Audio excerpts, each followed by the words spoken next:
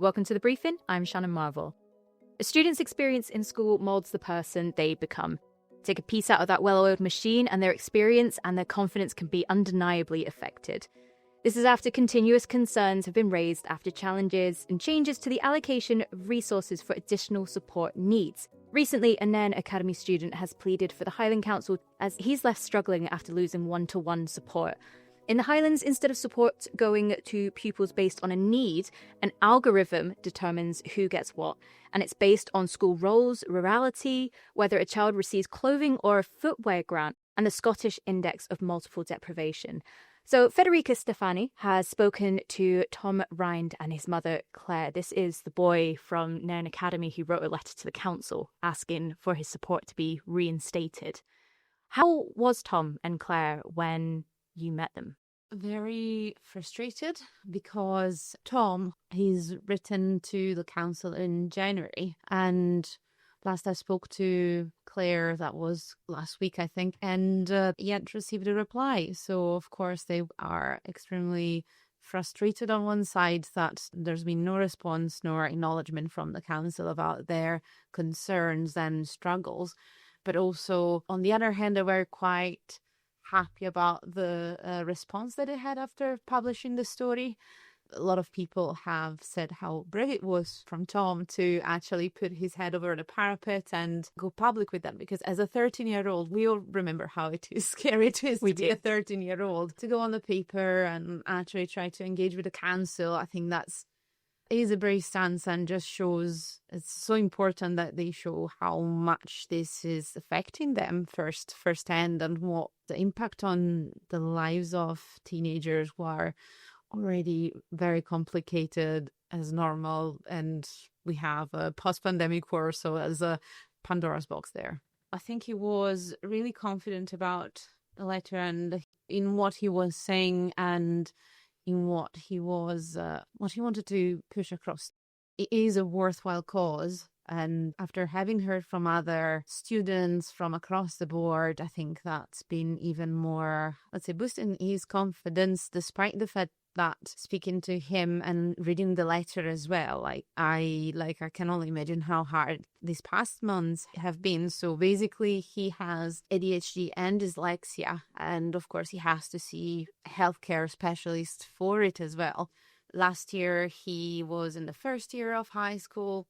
Scary for everyone, but with Claire as well, we were talking about how good it was last year that he could have someone to help him write and read so that he could keep up with all the lessons.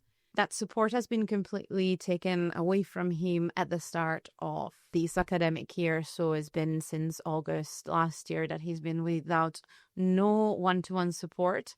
Again, Claire and Tom were extremely grateful for the school's efforts and trying to minimize the effects on him. It's good to see that the schools are doing everything they can to try and help them out, and knowing that he is a very difficult situation both at school and at home, because he was saying that he was having difficulty sleeping, is just really struggling at school. His confidence has been undermined by the fact that he can't cope with the lessons anymore, whereas he was doing perfectly fine last year. So that's a big blow, not just for him, but all the other pupils that have lost that. So he was confident in the sense that he was putting across a very important point, but it is also something that he felt like he was really struggling with. A couple of quotes from Tom's letter. Since August, having had no one to help, I've not been sleeping very well. I felt very angry and I don't think I am learning very much. So that's affecting not just his education, that's also affecting life outside of school. Another part is sometimes I've had to leave the classroom because I cannot manage. My confidence has dropped and I'm struggling. My teachers are doing a good job at trying to help, but they cannot give me the full attention I need to do well, as the classes have so many other pupils. So you were speaking to his mum, Claire, as well, that we've mentioned a couple of times.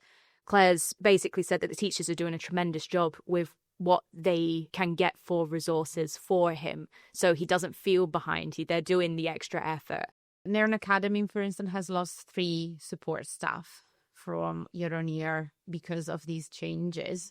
The reasoning behind it should be that of course, using the index of deprivation and rurality as part of this algorithm, the resources are better spread, and also the people that live in more remote areas also allowed to have that support. However, there has been not just Claire, but also the parent council at Nairn Academy. Our colleague Scott has spoken to other people beforehand, and there's been loads of concerns about how that is actually tied with the children with additional support needs have to face, in terms of that's not just related to deprivation. So it's something that can be tied in, but the need there is for everyone. So I was talking to Nairn councillor Barbara Jarvie, who has spoken against this decision very, very strongly lately. But also she's been following the process that has been going on at Nairn Academy, for instance, trying to revert this decision and also to ask the council why this is happening. Her main point talking to her was that this new algorithm, instead of being fairer, is actually discriminating against those children who do not have benefits, but they still have those needs for support. Yeah. So it's just finding the right balance. And at the moment, it doesn't look like this has been found for everyone. Mm-hmm. The Nairn Parent Council spokesperson said that living in poverty has no causal link to diagnosable additional needs or disabilities. And it is confusing because when you look at what group it's in now, it just feels so out of place. You're looking at things that will benefit a child, whether it is school meals or uniform, and then you've got additional needs as well. There was someone that spoke to the Inverness Courier to say that they don't need benefits, but they are finding it difficult to find additional support for their child as well, who needs someone to scribe for them. In your opinion, why do you think the council have put this with the group for benefits as well as additional support needs? Well, according to the council, what they've done again is it's something that other councils are doing, as far as I know. They're not the only ones. So they said that they're following national guidelines, but it's not happening everywhere. So I can see on one side that it's a very widespread region and you want the resources available to reach everyone. However, I think it's over 40%, I think it's 43% of the students in Highland Council that are requiring additional support. It's a tricky combination, but I think that they really need to listen to the parents and to those who are affected, and there needs to be that conversation before taking these decisions. It feels, at least, like the perception is that the decisions are taken without having the proper consultation, and then a lot of vulnerable children are being left out of support that they're entitled to at an age that is so important. One thing that we're seeing across Highland now is also the neurodevelopmental assessment service. For instance, there's over 1,900 children that are on that list. So that's people waiting for a diagnosis to then access support.